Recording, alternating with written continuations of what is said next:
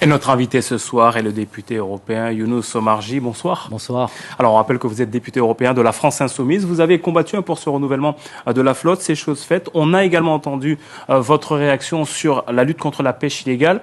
Mais sur la question des normes européennes, comment peut-on adapter ces normes à la Guyane pour plus d'efficacité? D'abord, je veux vous dire qu'on a attendu 7 ans. 7 ans pour la mise en œuvre de la décision de renouvellement des flottes de pêche qui était attendue depuis très longtemps par les pêcheurs guyanais. 7 ans pour mettre en œuvre l'amendement que j'ai fait adopter. Et la responsabilité incombe au gouvernement français qui n'a rien fait pendant cette année. C'est aujourd'hui un dossier qui est clôturé, je l'espère. 12 bateaux pourront être renouvelés ici en Guyane, mais les besoins sont beaucoup plus importants. Et vous l'avez dit, il y a des normes qui sont inadaptées et le député européen, précisément, et c'est ce que je disais aux acteurs de la filière pêche et au comité régional des pêches, faites-moi votre liste de courses, exactement des dérogations que nous attendons pour que dès demain, avec l'influence qui est la mienne dans le Parlement européen, nous puissions agir sur les règlements pour les changer en concertation avec le président Gabriel Serville. Vous attendez donc des directives venant des acteurs locaux. Vous estimez que l'Europe fait sa part en matière d'investissement, notamment en Guyane, plus de 800 millions d'euros investis entre 2014 et 2023, puisque le programme a été prolongé. Vous estimez dans le même temps que l'État doit assumer sa part.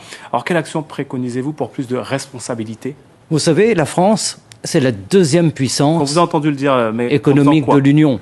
Et les Outre-mer sont les régions les plus pauvres de toute l'Union européenne. Le taux de pauvreté ici en Guyane est l'un des taux les plus élevés de toute l'Europe.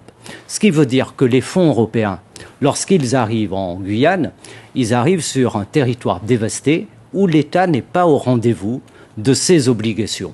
Et donc, les interventions de l'Union européenne doivent se faire, évidemment, avec des interventions renforcées de l'État. Et c'est bien ce qui manque aujourd'hui.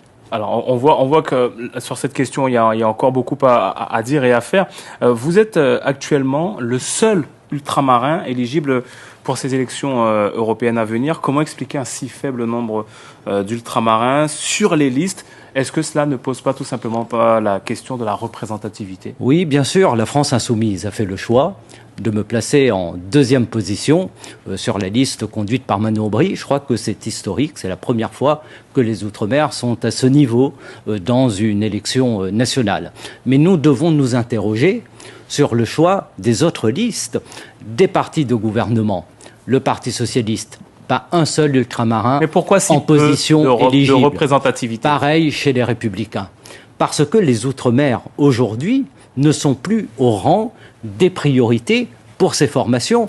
Et je dis aux Guyanais de se saisir du bulletin de vote Aubry-Omarjee pour reconduire dans le Parlement européen un député qui a travaillé pour le territoire guyanais et pour les Guyanais. Et je veux dire, si vous le permettez, que j'ai une proposition qui consiste à créer des emplois jeunes européens, financés sur le Fonds social européen. Nous savons que les emplois jeunes, à l'époque décidés par Jospin au niveau national, avaient eu un effet très positif. À l'Europe de le faire, car on ne peut pas attendre du gouvernement de M. Macron de prendre cette direction. Avant de se quitter, une question, un mot sur l'actualité en Nouvelle-Calédonie. Bien sûr, 5 morts, des nuits d'émeutes, une crise politique profonde. Quelle analyse faites-vous de la situation là-bas ? C'est un échec politique. Le gouvernement a pris la responsabilité de rompre l'esprit des accords de Nouméa qui reposent sur le consensus. Et on ne peut pas, en Nouvelle-Calédonie, passer en force.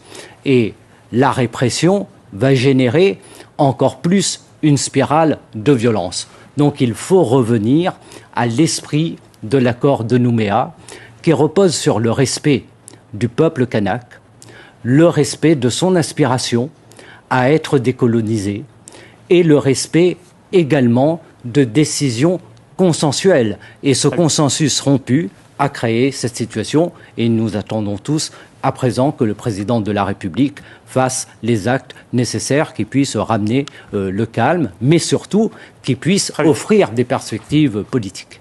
Younous Omarjee, merci d'avoir répondu à notre Merci. invitation. On rappelle que vous êtes de nouveau candidat pour ces élections européennes sous la bannière de la France Insoumise. Merci.